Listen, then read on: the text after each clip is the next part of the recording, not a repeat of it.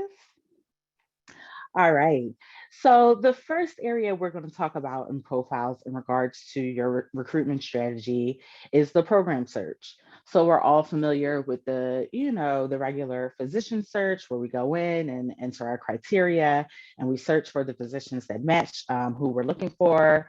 But the program search is sometimes a little overlooked, so I do want to highlight it today. This is a way that instead of going by the physician, you can view the various programs based on the year and the specialty that you've purchased. You can narrow down a particular state and search all of the programs in that state that have physicians in your particular year and specialty. All right, so I'll just pick one here. So here you can see we show you the physicians that are involved in that program, and we'll give you a little check mark here if the physician is interviewed and in our system. So we have, interviewed them and updated their information and their preferences and such in our system. And you can go directly to their profile right from the program search. Okay, and get all that good profile information.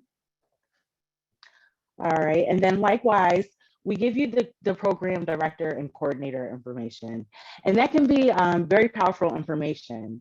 I've been hearing a lot about people reaching out to the directors or the coordinators and establishing a rapport with them, and then getting, first dibs on this kind of information, class after class. There's various ways that you can use this information to kind of rethink your outlook, rethink your search parameters, and how you're going about finding these candidates. Okay, so that is an option if you do purchase any year or specialty for the physician search. You do also have access to that program search. And again, just another tool in your belt, in your recruitment belt, as you're thinking about, starting your recruitment efforts for 2022. One of the other things that I wanted to talk about is marketing. So I have been consulting a lot with my marketing director here at M3 and just getting her advice and tidbits and, just how she kind of does the marketing for us and how that can relate to you, our profiles users, and your recruitment strategies, especially when in regards to emails. Everybody's still home and, we're all used to that email and that digital correspondence. So emails are definitely the way to go when thinking about your marketing.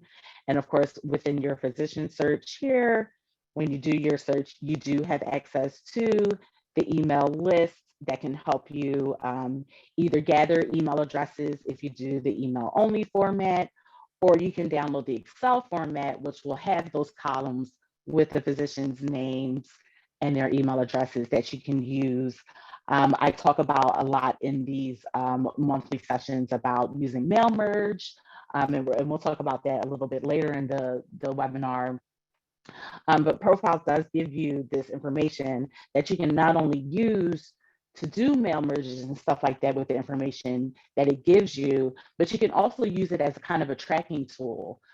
When you're doing your communications, you do have this nice Excel spreadsheet that you get, and that can help you, when you're marking spoke to or marking the dates of your communications.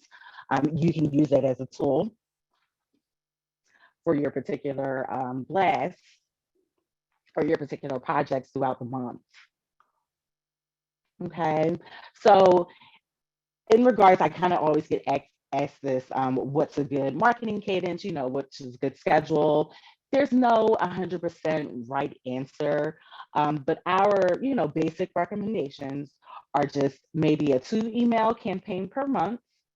So those 2 emails consist of, or the 2 campaigns consist of an initial email to, the candidates that met your criteria.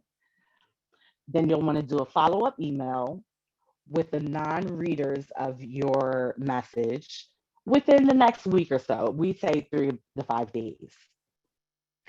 And then the second component of that campaign is reaching out to the people that did read your message. Okay, and then at that point, we kind of recommend a more hands-on approach where you're calling the readers, leaving them a voicemail, and trying to work to set up that time where you can communicate with them and give them further detail about the opportunity. So I know that you're sending emails. I know everybody's not using the same emails. Of course, profiles emails go out through our own either personal or work emails, but there's lots of ways that you can kind of capture the information about who's reading and not reading your emails. One of the easiest ways is just to set up read receipts within your email. So I know within Outlook, I'll just go in and try to quickly find it here.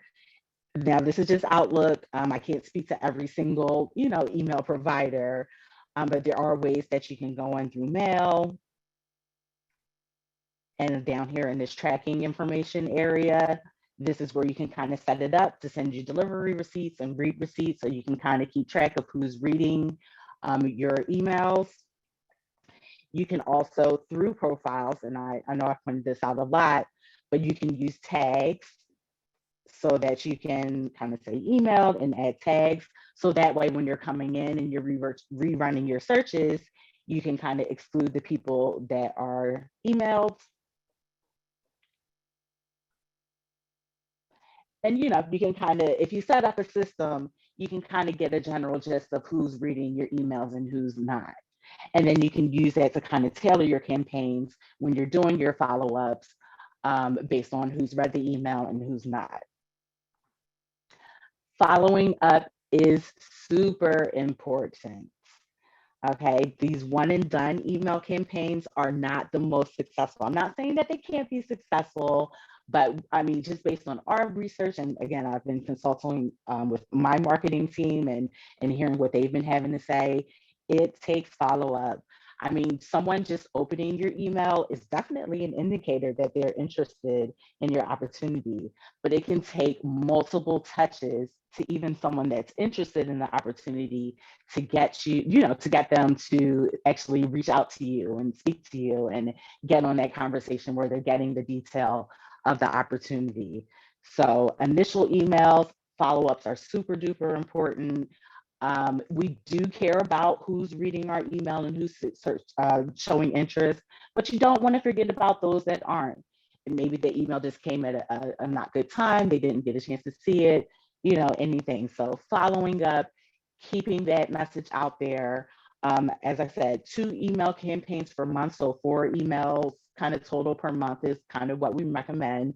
But you'll kind of get into your own groove as you are receiving your feedback and you are setting up those meetings and seeing what times and what generates the most traction for you, and you'll be able to kind of settle into your own cadence. Okay, definitely use profiles as a database, as a resource. I always try to emphasize you do want to keep rerunning your searches. So every time that you're starting a new campaign, you want to make sure you're coming back in here just so you're making sure that you're capturing all of the latest and greatest information that we have in here and all the additional positions that we may have added. And that's why you want to use your things like your tags and things like that so that you can make sure you're filtering out the people that you've already had or already communicated with and keeping these lists kind of as clean and organized as possible. Okay. Another just piece of advice that we are seeing that is becoming very effective is using outside resources. So obviously, I'm always going to want to steer you into profiles and keep you working as the profiles database as much as possible. But using LinkedIn, social media, Facebook, things like that, as a touch point, as an additional, communication line with these candidates is very important. It just helps to build that rapport. It helps establish identification as to who you are, with them being able to look into, who you are and who your business is and what your business is. And it all comes full circle when you're communicating with them through the emails and they're familiar with you because you've reached out to them some other way. So that's definitely an important piece of the puzzle and something that we highly recommend as kind of introducing into your repertoire and how you communicate with your possible candidates. Okay. Also, using a new thing that, well, I'm not sure how new it is, but I've been seeing a lot more in working with profiles customers is using resources like Calendly. And there's another one that I just was looking into called Yesware. And those are those automatic scheduling apps where you can kind of send an invite to somebody and they can kind of choose choose a time on your schedule that works for you both and set up meetings. And that can kind of just eliminate some of the back and forth that you get into with, well, when are you available? When are you available? Well, I'm here and I'm here. Just kind of making it clean, making it more organized for you, especially as you are scheduling these multiple meetings with different candidates. Using those type of resources are definitely a bonus to cutting out some of those middleman, I call them, type of emails where it's just, yep, when are you? I'm here, you're here, I'm there. This is when I'm free, this is when you're free, and kind of cutting that out so that you can focus on other meaning and more meaningful communications with that candidate or any other candidate. So I'll include a link to a few of the websites or a few of the resources I found. Most of them are free. Some of them come at a cost for more premium features, but some of the ones that I saw with just a free account that you can get are pretty effective and pretty much can cover your basic scheduling needs. So that's definitely something that I will encourage everyone to check out. And again, I will include a couple of links to just a couple that I saw that looked worthwhile and legit and were free. They offer free versions, so that's always a bonus. All right. And finally, of course, something that I kind of started emphasizing a lot at the end of last year, and we definitely want to go full force with this year, is emphasizing our emails, making sure that our emails are not just the, typical, hello, doctor, I had this opportunity, call me if you like it. We want to definitely enhance our emails, make them more attractive, make them stand out and make you stand out as a potential partner for these candidates. All right, so I mentioned before mail merge, and in my follow-up email, I will include a document that I kind of created that just goes along and shows you how you can export your email list from profiles and use that within Merge to create kind of personalized emails where you can kind of pull in their name, pull in some personal information about them, and include that in the email. So that's definitely a way, I'm more likely to look at an email and be more interested if they're using my name and, seem to kind of are tailoring it to me. Adding links to your opportunity. So if you have your opportunity posted somewhere out there on the internet, definitely want to make sure you're including that, links to your business. Information, physicians like information. Through our analysis, we've learned that physicians like to click links, they like more information. They want to know about the opportunity before they even want to talk about it. So anything that you can provide to them in your initial contact is always great. So if you have a link to it on LinkedIn or wherever the job may be posted, make sure you're including that. And then, of course, when it comes to your follow-ups and when you're getting into these conversations with people that you've identified have read your message and you've maybe even gotten them on the phone and you want to do some follow-up information or information sharing with them, you can use profiles to go into their individual profiles here, and then kind of gather some of their hobbies and their interests, gather information about them that you can use in your communications to kind of attract them more to the opportunity, combining what you know about them with what you have to offer and the opportunity in your communications is definitely a standout. Definitely going to get your emails looked at and cultivate more interest in the candidates as they are considering working with you. Okay. So just a few nuggets, so to speak, to chew on as you're thinking about your recruitment strategy for the upcoming year. Of course, I am always here to help with any of the either searching or making sure you're getting the right reports, even helping to craft emails if you need, just a little help with any of the editing or crafting of emails. Your profiles team is here for you.